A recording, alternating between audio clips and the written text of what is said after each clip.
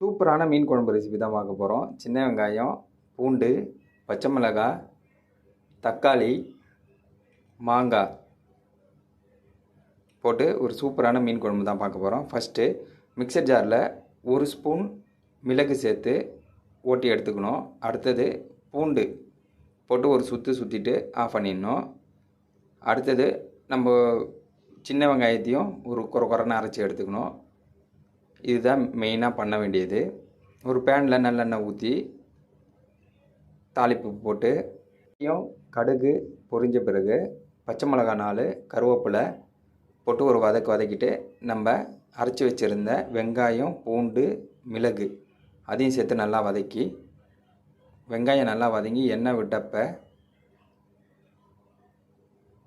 தக்காளி அரைச்சி வச்சுருக்கேன், 1.5 தக்காளி அதையும் ஊற்றுறேன்.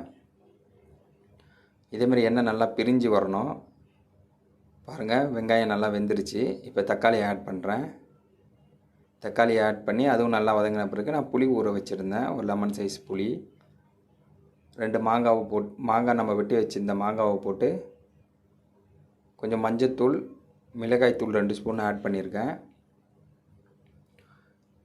நல்லா வதக்கிட்டு நம்ம கரைச்சி வச்சுருக்க புளியை நம்ம ஆட் பண்ணி நல்லா வாசனை போன பிறகு நெத்திலி மீன் போட போகிறோம்.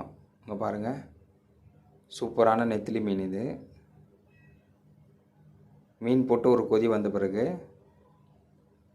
உப்பு காரம் செக் பண்ணிவிட்டு